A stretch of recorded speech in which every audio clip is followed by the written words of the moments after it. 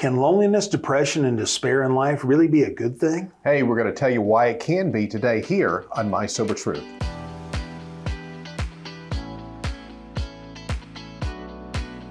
Well, it's June 17th and it's time for another double shot from My Sober Truth. Sean, this is kind of an interesting reading for the day. Right. It was kind of all over the place, but I really like the question that you asked to begin with. And so, can loneliness, depression, and despair be a good thing? Well, I'll tell you, Mark. So, yes, it can be it was a good thing for me in that was what it took to get me to a point where I bottomed out on myself. Right. When I no longer had any answers. Quite honestly, this is kind of where I talk about the fact that alcohol and drugs were never the problem in my life. Right. The big hole that I had in my heart that I was trying to fill up with alcohol and drugs, that was the problem. Right. So once I started doing some soul searching, I kind of found that out. But first, the loneliness, the depression, the despair had to get to me and get me to a place where I no longer had any answers. So I had to search and find answers somewhere else. And when I first got into the program, I quite honestly, I didn't believe this stuff would work.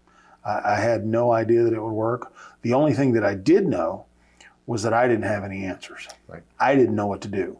So if I don't know what to do, where do I go from there? And the answer was I had to get to a point in life where I could take some direction from someone else. Once I got to the point where I could take some direction, I started seeing what happens with this program work in my life. And you know, that whole getting to that point of just being bottomed out, having willingness finally again to listen to someone, you know, that saying that I heard the guy say early on when I first got to the rehab facility I went to, and I heard somebody stand up there and say, "Your program hasn't worked." You know, you hear me say it all the time. Yeah, absolutely. You know, it was absolutely certain. I was certain that my program hadn't worked. Right. I was 42 years old. I was in rehab. I was 3 states away from home. My program hadn't worked. This is not where I was supposed to be. So my program hadn't worked. The second part of that is he'd say, "Your program hasn't worked.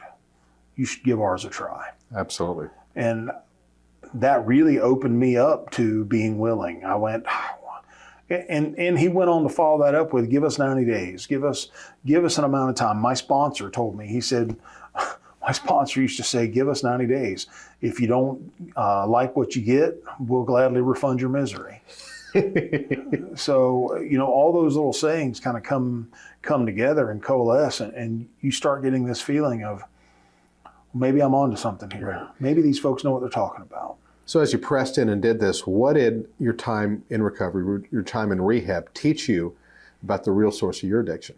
Well, so my addiction really was traumas. It was, I think it was some stuff that I was born with. Right. I think it was the way that I was wired, kind of predisposed to always feeling less than, always feeling like I wasn't good enough, like I wasn't measuring up. Some of that probably came from outside sources, but some of that may have been pre-wired in me. I'm not sure. I don't know if I'll ever know that. I don't know if any amount of personal work is going to reveal that to me. Right. What I do know is that was the case. Right. I absolutely built up this huge wall to protect myself because I always felt vulnerable and not enough. So I built up this huge wall. And then I remember the first time I ever heard anyone say, it was my sponsor, I heard him say that he was an egomaniac with an inferiority complex. And it was like a buzzer went off in my head. I was like, that is exactly what I am.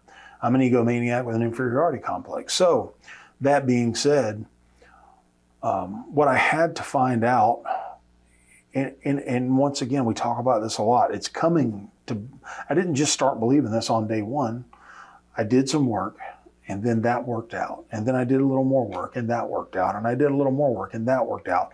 And so over time, I come to believe that this hole that I had inside myself that I used to try to fill up with whatever I could get, whether it was drugs, whether it was hard drugs, whether it was alcohol, whether it was going out and meeting women, whatever it was, anything I could get to make myself feel better. Right. Once I found out that starting to lead a spiritual life led me down a road that filled me up with joy. Yeah. It just became more, every day that I did it, it became more and more clear what the problem was, what the problem had been, and it became more and more clear that I was on the right road to helping fix that problem myself. That's terrific. You know, we could talk about this all day, but it's just that plumbing the depths, looking in the inside, doing the work, and, you know, coming to that point of loneliness, hopelessness, and despair. I'm thinking about a song I listened to years ago. Since I gave up hope, I feel a lot better. Right. You know, and in this situation, since when you gave up hope, you started to feel better. So, folks, we got to ask you this question. What has your time in recovery taught you about the real source of your addiction? Think about the answer. Take a few minutes, put your answers down in the comments section below. I can't wait to read what you have to say, and you know, it just might help someone else on the journey today. And on that note, for My Sober Truth, I'm Mark. Hey, and I'm Sean. And here's hoping that today you stay drunk with success. Love y'all. Hey folks, thanks for watching. If you're thirsty for another round, then belly on up to mysobertruth.com and click on the double shot button today. There you'll find the encouragement, inspiration, and support that'll help you stay clean, on track, and prospering in every area of your life. Take a moment to subscribe to this channel, and if you got a minute, stick around. Let's watch another video together.